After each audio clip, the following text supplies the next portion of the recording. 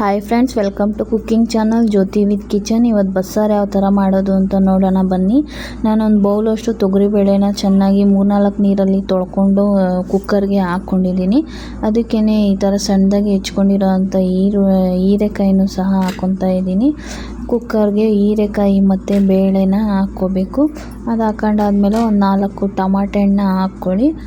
ಅದು ಎಲ್ಲ ಹಾಕ್ಕೊಂಡು ನೀರನ್ನ ಎಷ್ಟು ಬೇಕೋ ಅಷ್ಟು ಹಾಕ್ಕೊಂಡು ರುಚಿಗೆ ಎಷ್ಟು ಬೇಕಷ್ಟು ಉಪ್ಪನ್ನು ಸೇರಿಸ್ಕೊಂಡ್ಬಿಟ್ಟು ಲಿಡ್ನ ಕ್ಲೋಸ್ ಮಾಡಿ ಅದೊಂದು 3 ವಿಷಲ್ ಬರಲಿ. ಕುಕ್ಕರ್ನ ಗ್ಯಾಸ್ ಮೇಲೆ ಇಕ್ಕಿದ್ದೀನಿ ನೋಡಿ. ಇದಕ್ಕೆ ಬೇಕಾಗಿರೋ ಮಸಾಲೆ ನೋಡೋಣ ಬನ್ನಿ. ಒಂದು 2-3 ಈರುಳ್ಳಿನ ಈ ಥರ ಹೆಚ್ಚಿಟ್ಕೊಂಡಿದ್ದೀನಿ. ಒಂದು 3-4 ಗೆಡ್ಡೆಯಷ್ಟು ಬೆಳ್ಳುಳ್ಳಿನ ಸಿಪ್ಪೆ ಸುಲಿದು ಎತ್ತಿಟ್ಕೊಂಡಿದ್ದೀನಿ. ಒಂದು ಚಿಕ್ಕ ಹೋಳಷ್ಟು ತೆಂಗಿನಕಾಯಿನೂ ಸಹ ತುರಿದಿಟ್ಕೊಂಡಿದ್ದೀನಿ. ಇದಕ್ಕೆ 1 ಟೇಬಲ್ ಸ್ಪೂನಷ್ಟು ಅಕ್ಕಿನ ಹಾಕ್ಕೊಳ್ಳಿ, ತುಂಬ ಟೇಸ್ಟ್ ಇರುತ್ತೆ. ಮತ್ತು 1.5 ಸ್ಪೂನಷ್ಟು ಜೀರಿಗೆ ಹಾಕ್ಕೊಂಡಿದ್ದೀನಿ. ಒಂದು 10-15 ಕಾಳಷ್ಟು ಮೆಣಸನ್ನು ಹಾಕ್ಕೊಂಡಿದ್ದೀನಿ. 1/4 ಟೀ ಸ್ಪೂನಷ್ಟು ನಾವು ಮೆಂತ್ಯ ಹಾಕ್ಕೋಬೇಕು, ಟೇಸ್ಟ್ ಚೆನ್ನಾಗಿರುತ್ತೆ. ಮತ್ತು ಮೆಣಸಿನ್ಕಾಯಿನ ನಿಮ್ಗೆ ಎಷ್ಟು ಬೇಕು ಖಾರಕ್ಕೆ ಅಷ್ಟು ಹಾಕ್ಕೊಳ್ಳಿ.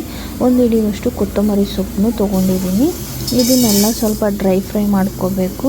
ಅಕ್ಕಿ, ಮೆಣಸು, ಮೆಂತ್ಯ, ಜೀರಿಗೆ, ಮೆಣಸಿನ್ಕಾಯಿನ ಡ್ರೈ ಫ್ರೈ ಮಾಡಿಕೊಂಡು ಅದನ್ನು ಒಂದು ಮಿಕ್ಸಿ ಜಾರಿಗೆ ಟ್ರಾನ್ಸ್ಫರ್ ಮಾಡ್ಕೊಳ್ಳೋಣ. ಮತ್ತು ಸ್ವಲ್ಪ ಎಣ್ಣೆನ ಹಾಕ್ಕೊಳ್ಳಿ, 1 ಟೇಬಲ್ ಸ್ಪೂನಷ್ಟು. ಅದಕ್ಕೆ ಈರುಳ್ಳಿ ಮತ್ತು ಬೆಳ್ಳುಳ್ಳಿನ ಹಾಕ್ಕೊಂಡು ಫ್ರೈ ಮಾಡ್ಕೊಬೇಕು.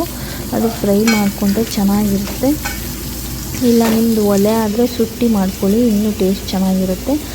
ಮತ್ತು ಇವಾಗ ಅದು ಫ್ರೈ ಆಗ್ತಾ ಇರಲಿ. ಅದಕ್ಕೇ ಕಾಯಿ ಮತ್ತು ಕೊತ್ತಂಬರಿನ ಸೇರಿಸ್ಕೊಂಡಾದ್ಮೇಲೆ ಇವಾಗ ಪಲ್ಯಕ್ಕೆ ತೋರಿಸ್ತೀನಿ ಬನ್ನಿ ಯಾವ ಥರ ಮಾಡೋದು ಅಂತ. ಒಂದು 3-4 ಈರುಳ್ಳಿನ ಸಣ್ಣದಾಗಿ ಹೆಚ್ಚಿಟ್ಕೊಂಡಿದ್ದೀನಿ. ಒಂದು 5 ಮೆಣಸಿನ್ಕಾಯಿನ ಹೆಚ್ಚಿಟ್ಕೊಂಡಿದ್ದೀನಿ. 1 ಬೌಲಷ್ಟು ಕಾಯಿ, ಸ್ವಲ್ಪ ಕೊತ್ತಂಬರಿನ ಸಣ್ಣದಾಗಿ ಹೆಚ್ಚಿಟ್ಕೊಳ್ಳಿ. ನೋಡಿ ಇವಾಗ ವಿಷಲ್ ಬಂದಿದೆ.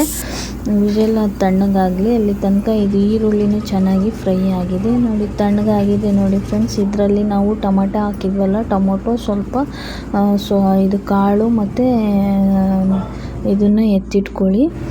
ಅದನ್ನು ನೀರಿನ ಎಲ್ಲ ಬಸ್ಕೋಬೇಕು, ಚೆನ್ನಾಗಿ ಬಸ್ಕೊಂಡಾದಮೇಲೆ ಸೈಡಿಗೆ ಎತ್ತಿಟ್ಕೊಳ್ಳಿ. ಇವಾಗ ಪಲ್ಯ ಮಾಡ್ಕೊಳ್ಳೋಣ ನಾವು.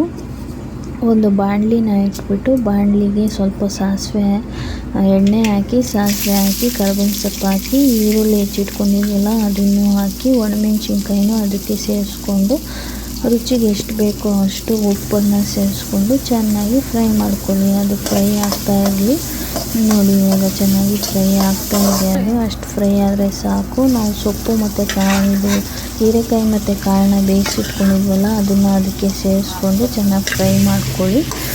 ಅದಷ್ಟು ಫ್ರೈ ಆಗ್ತಾ ಇರಲಿ. ಇವಾಗ ನಾವು ಸೊಪ್ಪು ಮತ್ತು ಟೊಮೊಟೊ ಎಲ್ಲ ಎತ್ತಿಟ್ಕೊಂಡಿದ್ವಲ್ಲ ಅದನ್ನೆಲ್ಲ ತಣ್ಣಗಾಗಿದೆ. ಮಿಕ್ಸಿ ಜಾರಿಗೆ ಹಾಕ್ಕೊಂಡು ಅದನ್ನು ರುಬ್ಕೊಂಡು ಸೈಡಿಗೆ ಎತ್ತಿಟ್ಕೊಂಡು ಪಲ್ಯಕ್ಕೆ ಕಾಯಿ ಮತ್ತು ಕೊತ್ತಂಬರಿ ಸೇರಿಸ್ಕೊಂಡ್ರೆ ಪಲ್ಯ ರೆಡಿ ಆಗುತ್ತೆ. ಇಷ್ಟ ಆದರೆ ಸಾಕು. ಪಲ್ಯ ರೆಡಿ ಆಯಿತು. ಇವಾಗ ಸಾಂಬಾರು ಮಾಡ್ಕೊಳ್ಳೋಣ. ಅದೇ ಕುಕ್ಕರ್ನ ಇಟ್ಬಿಟ್ಟು 2 ಟೇಬಲ್ ಸ್ಪೂನಷ್ಟು ಎಣ್ಣೆ ಹಾಕಿದ್ದೀನಿ. ಸ್ವಲ್ಪ ಸಾಸಿವೆ ಹಾಕ್ಕೊತಾ ಇದ್ದೀನಿ. ಅದು ಸಾಸಿವೆ ಚೆನ್ನಾಗಿ ಚಟಪಟ ಅಂದಮೇಲೆ ನಾವು ರುಬ್ಕೊಂಡಿರೋ ಖಾರನ ಸೇರಿಸ್ಬಿಟ್ಟು ಚೆನ್ನಾಗಿ ಫ್ರೈ ಮಾಡ್ಕೋಬೇಕು. ಅದೇನು ಅಷ್ಟು ಫ್ರೈ ಮಾಡೋ ಅವಶ್ಯಕತೆ ಇಲ್ಲ, ಯಾಕಂದರೆ ನಾವೆಲ್ಲ ಫ್ರೈ ಮಾಡೇ ಹಾಕಿದ್ದೀವಿ. ಸ್ವಲ್ಪ ಒಂದು ನಿಂಬೆಹಣ್ಣು ಗಾತ್ರದಷ್ಟು ಹುಣಸೆಹಣ್ಣು ಸಹ ನೆನೆಸಿಟ್ಕೊಂಡಿದ್ದೀನಿ. ಅದಾದಮೇಲೆ ನಾವು ಕಾಳನ್ನ ಮತ್ತು ನೀರನ್ನ ಸಪ್ರೇಟ್ ಮಾಡಿದ್ವಲ್ಲ, ಆ ನೀರನ್ನ ಅದಕ್ಕೆ ಹಾಕ್ಬಿಟ್ಟು ಚೆನ್ನಾಗಿ ಕೈ ಆಡಿಸ್ಕೊಳ್ಳಿ. ನಿಮ್ಗೆ ಉಪ್ಪು ಖಾರ ನೋಡ್ಕೊಳ್ಳಿ, ಇಲ್ಲಿ ಕಡಿಮೆ ಇದ್ದರೆ ಸೇರಿಸ್ಕೊಳ್ಳಿ. ನಿಮ್ಗೆ ಈ ವಿಡಿಯೋ ಇಷ್ಟ ಆದರೆ ಸಬ್ಸ್ಕ್ರೈಬ್ ಮಾಡ್ಕೊಳ್ಳಿ.